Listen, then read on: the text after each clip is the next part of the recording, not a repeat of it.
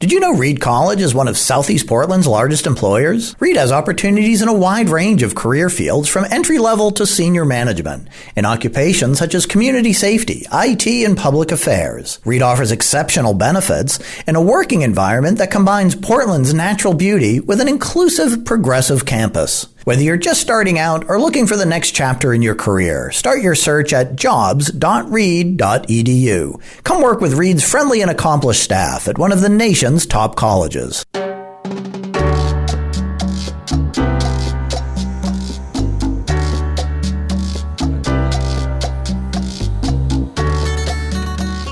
This is Find Your Dream Job, a podcast that helps you get hired, have the career you want, and make a difference in life. I'm Mac Pritchard, your host and publisher of Mac's List. I'm joined by my co-hosts, Ben Forstag, Becky Thomas, and Jessica Black from the Mac's List team. This week, we're talking about how to get noticed at work in your 20s.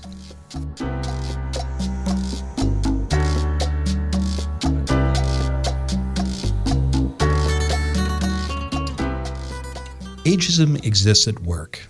People who are older have to deal with it, and so do people fresh out of college. Some managers, for example, don't have a high opinion of millennial workers. This week's guest expert is Kayla Buell.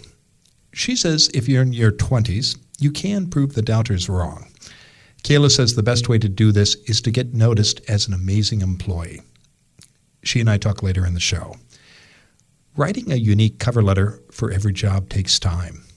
Ben has found a website with great cover letters you can adapt for your next application. He tells us more in a moment. You want to change careers, and you want to get professional advice to help you make the switch. How do you find and hire an affordable career coach? That's our question of the week. It comes from listener Lori Bonate in Washington, D.C. Becky shares her advice shortly.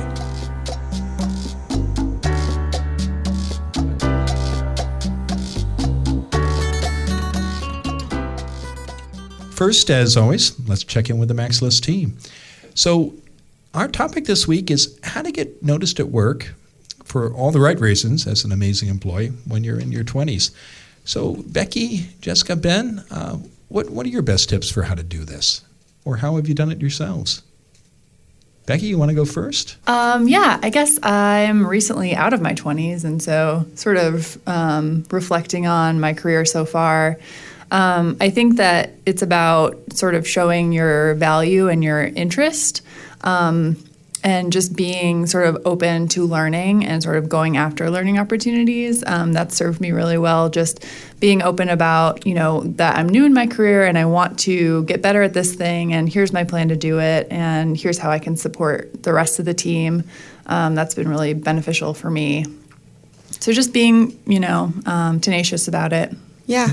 I think that's really great. And I would also just add to that, I would say taking initiative and kind of seeing opportunities where you can be of value. And I think there's a tendency of a lot of younger people are coming right out of college or that sort of age range to just sort of wait to be told what to do. And I think that a great way to be noticed is by noticing what needs to be done and then figuring out kind of problem solving on your own and taking the initiative and, suss it out and make sure that it's not crossing any boundaries or anything like that, that it's relatable to your workplace, but not waiting to have a manager tell you what to do, I think is a really good way to, and also be able to demonstrate that you have capabilities to grow out of or, grow into the career that you want. If you're starting in a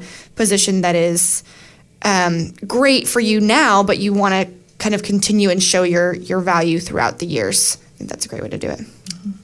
Ben, you have a thought? Yeah, I'd probably say my advice applies as much to younger workers as it does to kind of really anyone established in their career, which is don't be trapped by the formal job description. Yeah. I mean, your job can be more than what it is, and often it's going to be. And I think one thing that always grates on just about any manager in every organization all around the world is when someone says, well, that's not my job. right? Because it's not in my job description. And in most organizations, there comes a time when like you have to go outside of your job description to do things. And I think your willingness to do that makes a really good impression on managers, particularly when you're younger. Now, I think in some organizations this also gets abused, where you start being asked to do things that are way outside of your job description and are above and beyond what the employer should be asking you to do. So you have to do this with your eyes open, but also be willing to kind of embrace things that are outside of a narrow description of your job. Yeah, I like both of those points, particularly yours, Jessica, about taking the initiative, and yours, Ben, about doing things outside or your job description or something unexpected. I think, for example, on the Pritchard side, my public relations agency, I had an employee who started as a manager, and 6 weeks into the position, there was an event coming up, a meetup, PDX Tech for Good, and she offered to do they called for presenters, and she offered to go in and do a presentation. And nobody asked her to do that. It was good for the company, and it just distinguished her from other people we've had in that role. And then I'm a big believer in risk-taking, and I think about one of my favorite reference checks of all time. When I was working in the governor's office, I was checking references on an intern who was going to work for me, and someone told a story about, she was a college student, about this lady, and she said, well, she's unflappable. And I said, well, have you seen that in action? And this person who I did hire had been in College Democrats at a university here in Oregon. And during the 96 campaign, she volunteered to introduce Hillary Clinton. Wow. Yeah. So, to do that for a presidential candidate, no matter what the party, it's kind of a risky thing. And in front of so many people and all of that, yeah. That's exciting. And the person who gave the reference went on to say, well, she just was so calm and collected and well prepared, and not to knock the other person, but at another campus we had someone do that. She was so nervous that we saw her vomiting in the toilet before the introduction. Oh gosh, yeah. But she carried through, and so there's they both took risks, and they're both to be commended for that. But absolutely, this person was able to manage that stress better. Well, there's that saying, it's better to ask for forgiveness than permission. Yeah. And I think that's mostly true. I can think of quite a few scenarios in which that's not the case. But I think initiative in general is usually something that employers really like. And as long as you're not burning down the building or scaring away the biggest client, you're in a good place. Okay. Well, I like all those suggestions. Initiative, doing something different. Terrific. Well, let's turn to you, Ben, because every week you're out there poking around the internet looking for tools, books, websites our listeners can use in a job search or in a career. So what have you uncovered for us this week? So this week I want to talk about one of my favorite things. And this is going to sound really lame when I tell you what it is, but it's cover letters. You're on the right podcast, my friend. So I really like cover letters, and this is one of the things that I always really emphasize when I talk to job seekers. And I think it's something of a lost art. When I reflect on it, I feel like sometimes the cover letter is like the ignored stepchild of application You're getting materials. wistful. I am. Well, because everyone focuses on the resume and like how they can make their resume awesome, and then the cover letter is treated as just like afterthought. Like, oh yeah, I also have to do a cover letter. And I don't think that's right. I think the cover letter is like co-equal in importance to the resume. Well, yeah, you have to have a strong cover letter to get people to notice your resume, right?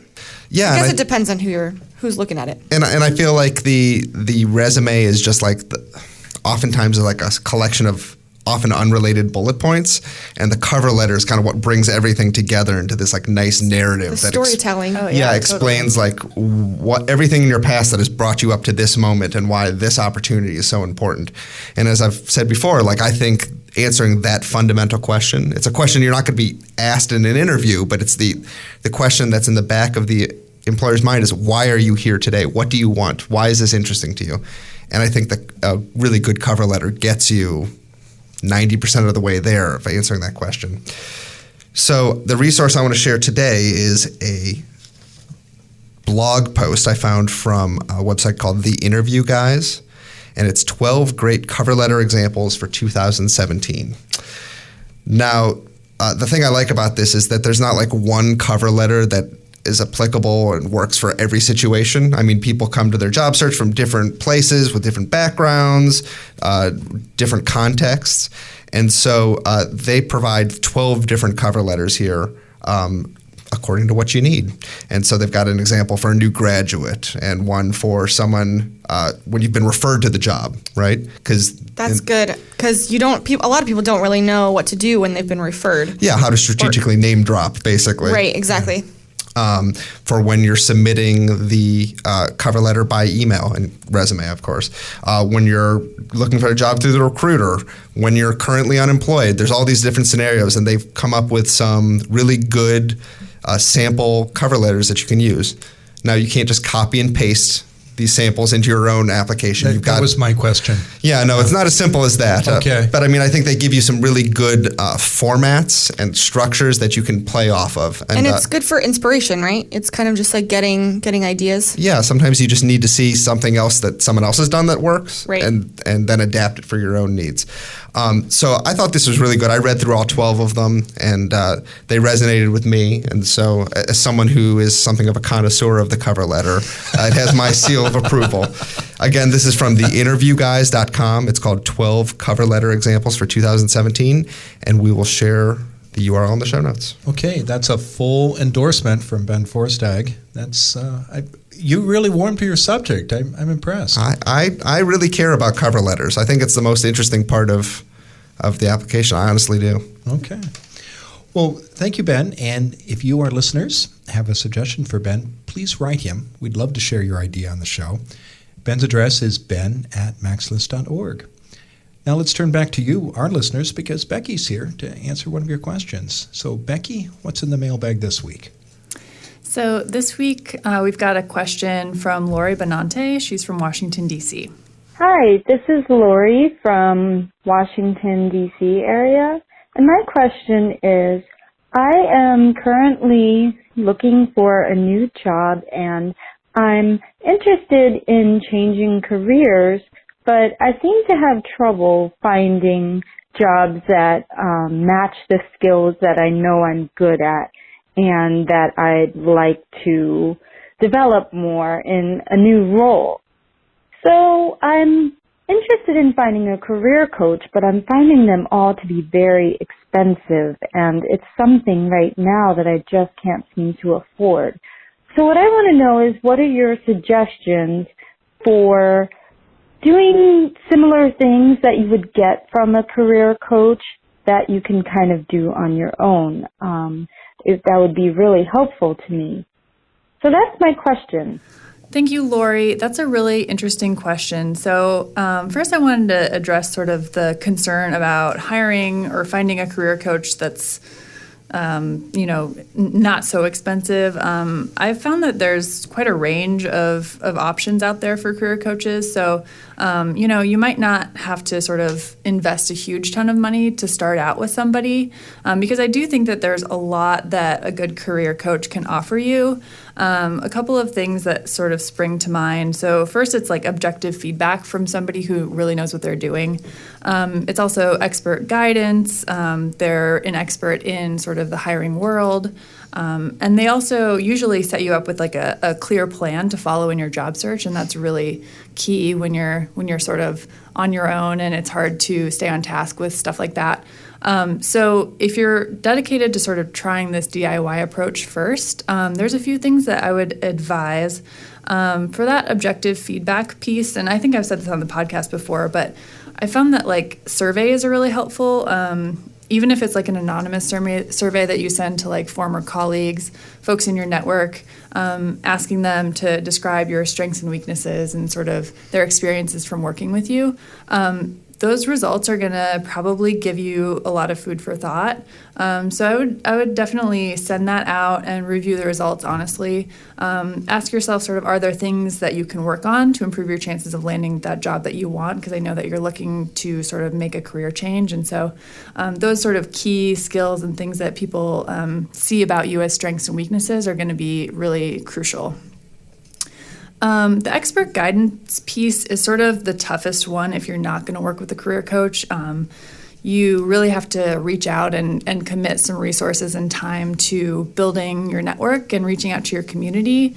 So, talk about your job search with folks in your network. If you're not sort of actively networking, you need to really get on that. Join a professional organization. I would definitely recommend you attend panel discussions and ask questions. A lot of times those cost money too, so something to think about. But these activities will get you free access to experts in your field that you wouldn't necessarily get, otherwise. But the big drawback is it is really time consuming. The career coach is going to sort of give you a very honed in, personalized approach that's going to save you time. So something to sort of weigh. And then when you need to make a plan, I think that a plan, like a documented plan for your job search, is one of the biggest keys to really make it successful. And usually career coaches will guide you through those tough parts of staying on task and moving towards your concrete goals that you want to achieve. So, if you're going to do it yourself, I think I would probably recommend that you sort of find some external motivation, like ask a buddy. If you've got a mentor you can reach out to and make a plan and send it to them and be like, will you check in with me on this? Like, remind me if I've submitted my 4 applications for the week or whatever my goal is, because it's really easy to slip on that stuff if you don't tell anyone about it. So that's sort of what I had for Lori on the sort of going without a career coach and still getting some of the benefits. Cool. Any other thoughts from you guys? Yeah, I have some thoughts. I think that was really robust and comprehensive, so that's awesome. Thanks. And I really liked your focus on the networking side of things, of building those connections, because what I was going to say is I don't have a lot of experience with working with career coaches, so I was initially struggling a little bit with what advice to give her, but yeah. I was thinking about the fact that a couple of years ago, when I was in a sort of career transition myself, I was working for myself. I was freelancing at the time, and I was sort of trying to figure out my next steps and try to figure out what I wanted to, because it was sort of a transitionary period, but and I wanted to sort of figure out what I was doing next. And so I had a connection with someone who is a career sort of career life coach type of person. Mm-hmm. So she sat down and worked with me, and we were able to, because I was also concerned about the price point, because I was in this transition and I wasn't making much money at the time, and I was very concerned about, being conservative about that. But I was able to work out a way that we could do sort of trade, where I could work for her and then get the career coaching benefits, but also give something back to her as well, which was great in multiple ways, because number one, I didn't have to pay money for it. Number two, I was able to, increase my portfolio of work, or demonstrate my value and build that connection a little bit more. So what you were saying about the networking, Becky, I would say if you can sort of do that, make some connections with folks that you are interested in working with, and then, building enough of a relationship that you could bring that up and say, I have this XYZ capabilities or skills or strengths that potentially we could work together and both of us could mutually benefit. Mm-hmm. So those types of things. You were swapping services. Right. Yeah. Mm-hmm. Yeah. Smart. Very smart. Cool. Yeah. I think you were right on, Becky, and your point was really good too, Jessica. I think career coaches often can be a really big help for you as a job seeker. And I understand that issue with money, right? Especially, if you've been out of work for a while and finances are getting tight. But I think they're a lot like other investments that you need to make in your career, where sometimes it's worth spending that money up front, even if you're a little tight on finances. If that gets you back to work a month early, just 1 month earlier, I mean, that's a huge amount of money you're making in the long run, right? So, or to help you get clear on your goals or whatever it is that your objective is in that case. Yeah, I mean, you just need to think about, like, is this going to speed up my job search in a productive way? And if the answer to that is yes, it may well be, like, the ROI, as they say, the return on investment is there and clear. Right. On the other hand, money to make money. Yeah. On the other hand, I think one thing to keep in mind here is that you still have to do the job search yourself. Like no coach is going to hold your hand and basically open up a door to a job for you. They're going to show you some tactics, some strategies. They're going to review the process for you. But I love your point about being accountable. Like you have to be accountable to yourself at the end of the day. Yeah, that's huge for me. The coach is not going to do that for you. And so one thing I would say before you look at the coach option, like make sure you're doing all the basics right. And a lot of that kind of basic groundwork stuff you can find online, either on Mac's List, on our podcast, the show you're listening to right now, or other places. Get that stuff down first, and then you can graduate up to the more comprehensive, more detailed stuff. And I think that's probably where the job coach is going to be the most valuable to you. These are terrific ideas. I love the 360 survey, asking your friends or colleagues, and I love the idea of bartering for services because I'm sure she has a lot to offer and has professional services that would be valuable to a career coach. The only thing I would add is consider contacting your university alumni office or career services office rather if you've graduated from a college or university. Often those services there are some services that are free to grads, and in my own case, when I was stuck in my 20s in a job search, having a conversation with someone at the career services office at the university where my wife Chris worked was just pivotal in getting me unstuck. And that person did that as a courtesy. I hadn't graduated from that school, but if I'd called the school that I did graduate from, I imagine I could have had a similar experience. So if budget is an issue, that is an affordable option to consider.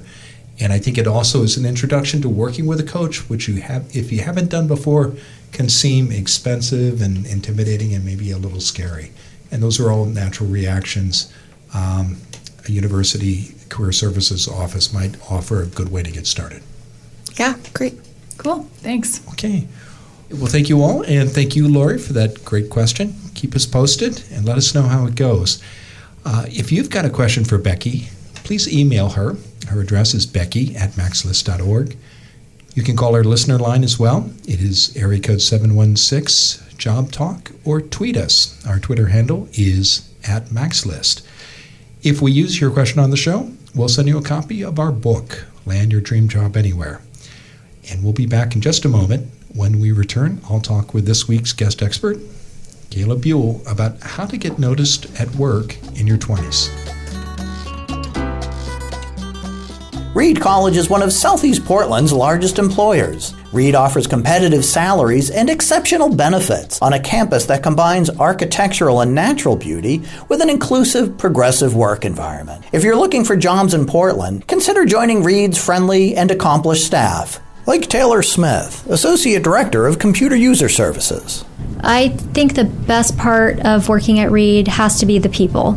The size of Reed is much smaller than what I've worked at before, and I think that makes this such a great community. This is a really special place. Like Alexander Charon, Assistant Director of Annual Fund. It's great working with students. They think about really immense things, and they have you thinking about immense things. And that really is great, because in advertising, I didn't think about anything immensely except maybe, stress and stuff. Whether you're just starting out or looking for the next chapter of your career, begin your search at jobs.reed.edu. That's jobs.reed.edu.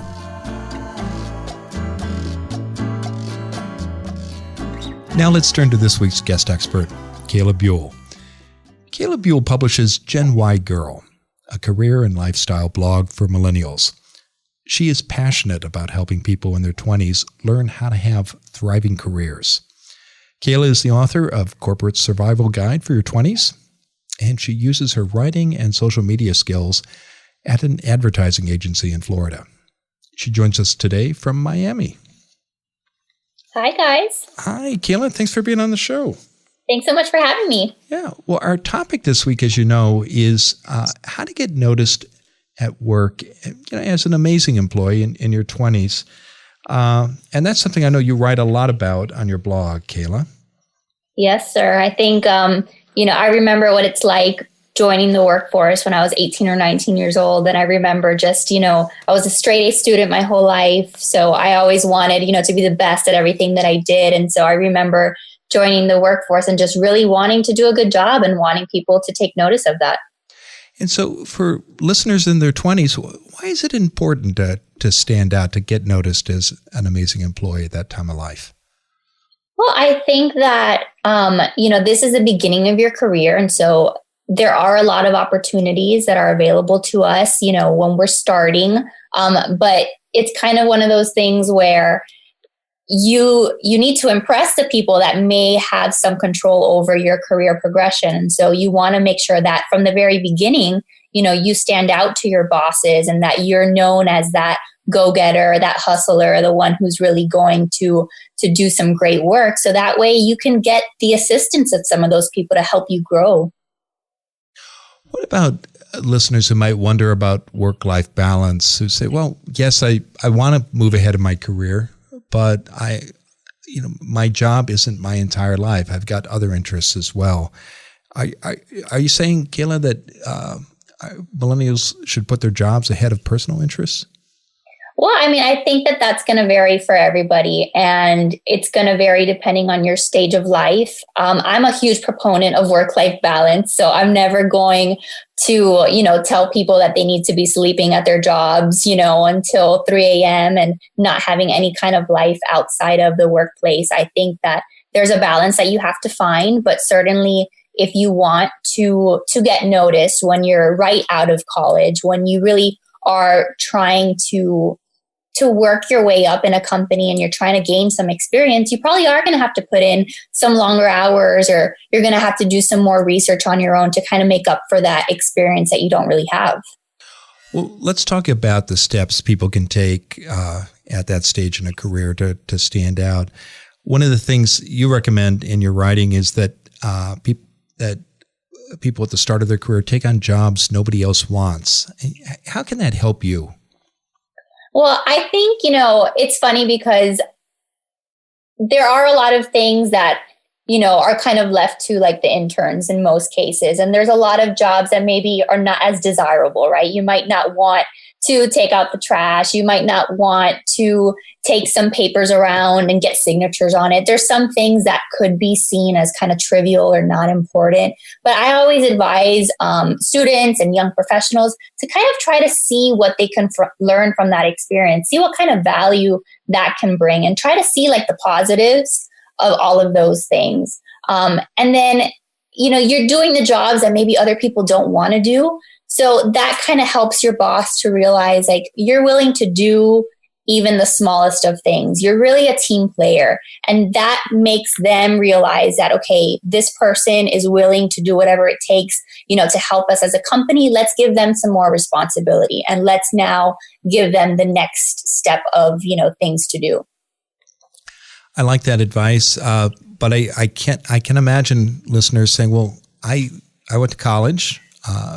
Sure, I may only be a year or two out, but I didn't go to school to run coffee orders or pick up sandwiches. Why should I do that, Kayla? What would you say to someone like that? Well, it's funny because I remember when I graduated from college, one of the first jobs that I got, I was working at a hospital and I was working in a research department. And for a large majority of the time that I worked there, a lot of what I did required me to literally take like a stack of papers in a manila envelope in a folder and walk those papers to the different physicians that we worked with just so that they can sign them. And at one point I was like, really, this is what I'm doing? Like again, like you said, I went to college so that I can walk around the campus and just get people to sign some papers. Like, this is stupid.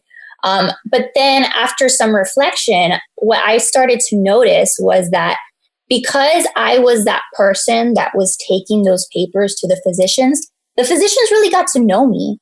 And I got to know and have some relationships with some very important people in the hospital, where, from that point forward, they knew me on a first name basis. And those kind of relationships that I developed, they definitely helped me along that career while I was still in the hospital. So I went from just being the girl who handed out some papers for signature, and I used that, that opportunity that was presented to me to kind of use it to my advantage. And so that was a case where I took something what I could have thought of as trivial and used it, in a positive way to help my career. As you talk, I remember when I worked at the governor's office here in Oregon, the one fellow who knew everybody in the office, there were 40 of us on staff from the governor on down, was the mail clerk. Because every day, 3 times a day, he pushed his mail cart around and he delivered the mail personally to all of us. And he had a personal relationship with the governor that people with fancy graduate degrees and offices of their own just didn't have because of that regular daily contact. Yep, yeah. Absolutely. Well, now, how about as you build these relationships, I know you're also, you encourage people to think about getting the boss's respect.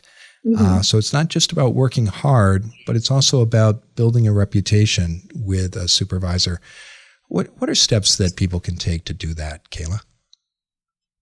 Well, one of the things that I tell young people is that, your boss is not going to have the time to baby you. The last thing your boss wants to do is to be the kind of, the person that has to hassle you and say, hey, Kayla, did you finish this assignment that I gave you?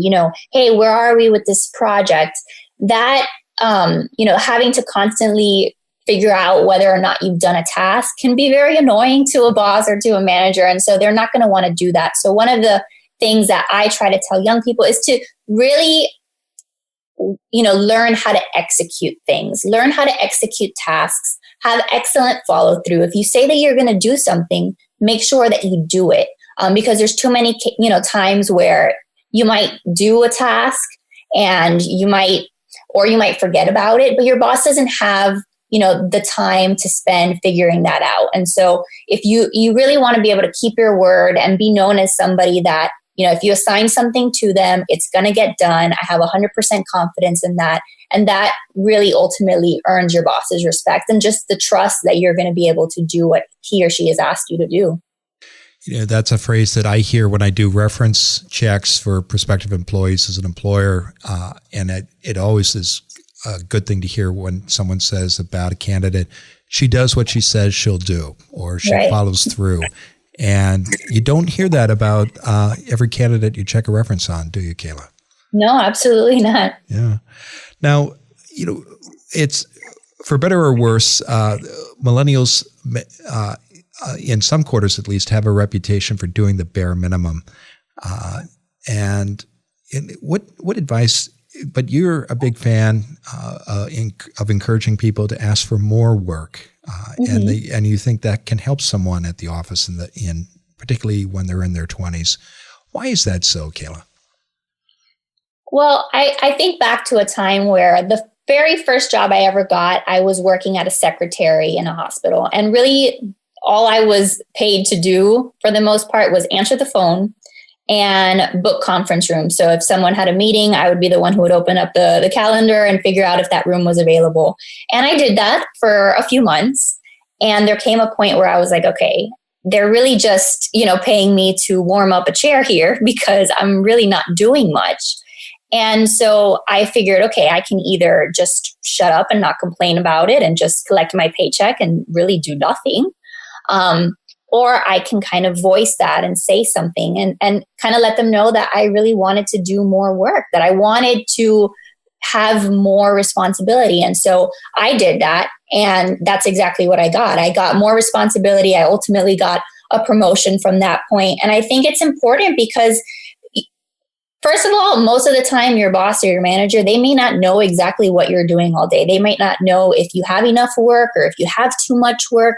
So the ability for you to let them know, hey, boss, I've already done all the assignments that you've given me, but I'm kind of finding that, I would like, some more tasks, or I would like some more responsibility. I don't think that necessarily has to come off in an annoying way. I mean, if you're doing that every single day, that might come off a little bit annoying. But I think that tells your boss that you are that person who doesn't want to just sit in a chair and collect a paycheck. And that shows that you're hungry for more work and for more responsibility. And I think that that is an attractive quality that most employers would identify and say, hey, okay, this person is a go-getter. They're hungry. Let's give them some more stuff to do. Yeah, people who do that always stand out no matter what their age. Another piece of advice you give is avoid gossiping at work. How can that, for people who are still learning how the workplace works and are just beginning to understand that world, what would you say to them about how gossip can hurt them in their career, especially at the start? I just think that, it's very easy to get caught up in the gossip. Ultimately what I found is, when I graduated college, I expected that, we were going to be in this world of like super professional adults, and there are some professional adults, but then there are also, others who behave like they're 15 years old. Yeah. And I meet them all the time in their 40s, 50s, and 60s. It's boomer. Yeah. And so there's this nature, there's this, inherent need to want to talk about what's going on and talk about so-and-so and she said this and he said that. And like, it's just very easy to get caught up in that. And I just try to tell young people, like, you don't have time to engage in that. Like, if you have time to engage in that, then there's something wrong. Like, you need to be doing some more work. And ultimately, if you're going to be caught up in that gossip, eventually it will come back and bite you. So just try to stay away from that as much as you can. And just, there will always still be those people that want to come up to you and want to gossip, and just try to deflect that and kind of, not engage in that. And because you don't want to be that negative person in the office. You want to be someone who brings a lot of positivity to your team. And sure, there will be times where you want to vent, where things are happening that you're not happy about. But at the very least, try to save it, for outside of work hours, where you're not bringing that negativity to the office. Well, avoiding negative gossip is one mistake people should try not to make. Are there other common mistakes you see people in their 20s make when they start their careers, Kayla? I think one of the things is, again, we're talking about wanting to show that, we are, that we're go-getters and we are hungry. And there are a lot of young people who are, but I think that the mistake that some people make is they want to come across as, the person who knows it all. And while, I do believe that there are a lot of young people who bring so much to the table, even if they have, just a few months of experience, right? A different perspective is always healthy. It's always valuable to an organization. I still can say, like, as a young person, I don't have all the answers, right? I don't know everything. And so I don't want to come across, first day at work, hey, that's the girl who thinks she knows everything. And, her way is the best way to do everything, because there are a lot of people who kind of come to a new job and kind of have that attitude. And that's always like very off-putting. Excellent advice. Well, Kayla, tell us what's coming up next for you.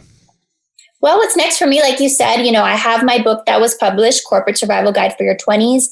I'm now in the process of turning it into more of an online course for people who kind of enjoy learning in that way. And then in addition to that, I have a relatively new YouTube channel where I'm taking some pieces of advice that I give, via blog post format and turning that into video format. So I'm excited to see how that goes. Okay, well, I'll definitely check out your YouTube channel, and we will include a link to it in the show notes. I know listeners can also find your blog and links to your book and other content you create at your website, which is www.lostgenygirl.com. Well, Kayla, thanks for being on the show today. No, thank you so much for having me. This was great. Yeah, it's been a pleasure. Take care.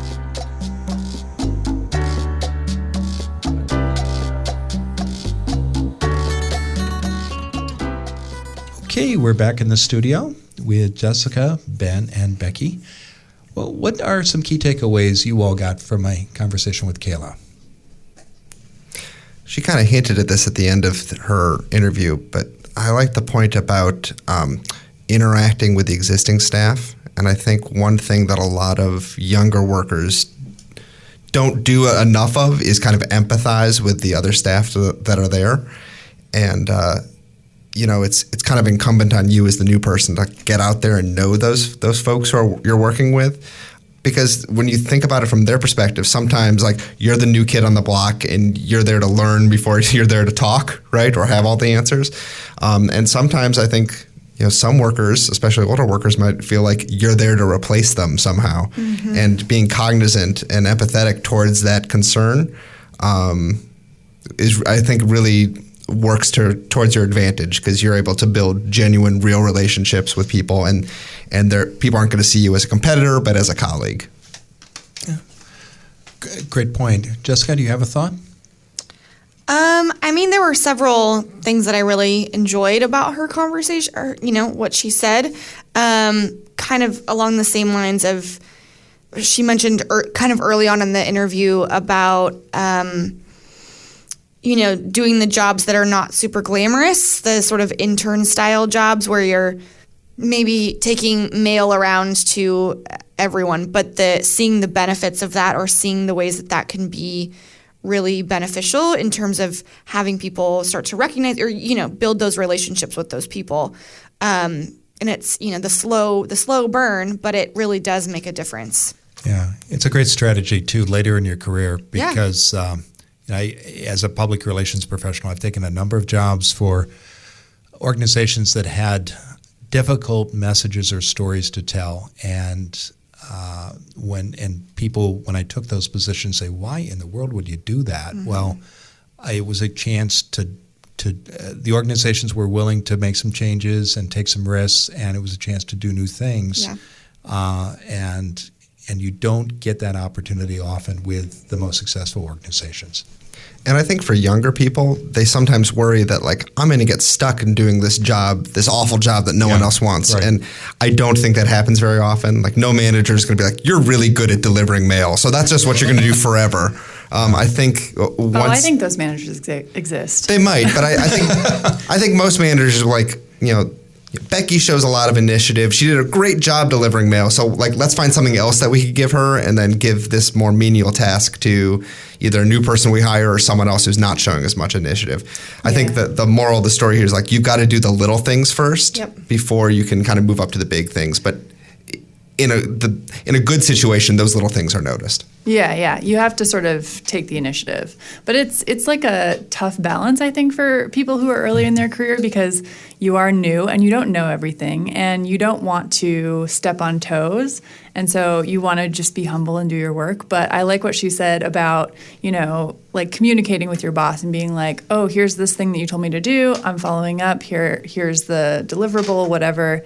I think that, for me, early in my career, I struggled with confidence and going to my boss with stuff and bringing sort of ideas or questions or sort of requests for more work or a new project or something, because you're still young and you don't want to, act like you know everything. So it's definitely a tough balance to strike. And I think that's why talking with and getting to know other people in the organization, even not just the people you report to, but even people in different departments can help, because that way you're not operating in some vacuum, right? And you're going to find out who's doing what, and you're not going to be stepping on their toes. You're going to be filling in spaces where they're not operating, and find out real problems that exist. Yeah, totally.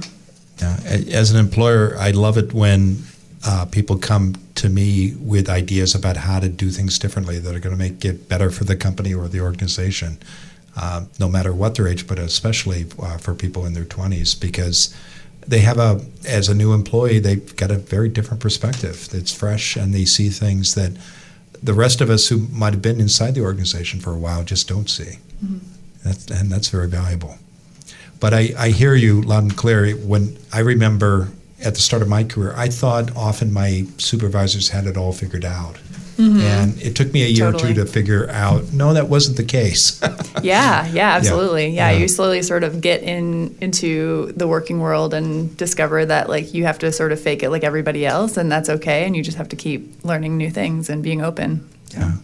Yeah, and the learning if you're to be the most successful in your career, you keep learning year after year after year. Absolutely. You never have all the answers. Totally. Okay, well, thank you all, and thank you, Kayla, for joining us. Thank you, our listeners, for downloading today's episode of Find Your Dream Job. If you like what you hear, please sign up for our free weekly newsletter. In every issue, you get the key points of that week's show. We also include links to all the resources mentioned and a transcript of the full episode. If you subscribe to the newsletter now, we'll send you our new guide, the Top Career Podcasts of 2017. Discover all the podcasts that can help you find a great job and get the career you want. Get your free newsletter and career podcast guide today. Go to maxlist.org/topcareerpodcasts. And join us next Wednesday when our special guest will be Carol Fishman-Cohen, CEO and co-founder of iRelaunch, a company that helps people return to work after a break. Until next time, thanks for letting us help you find your dream job.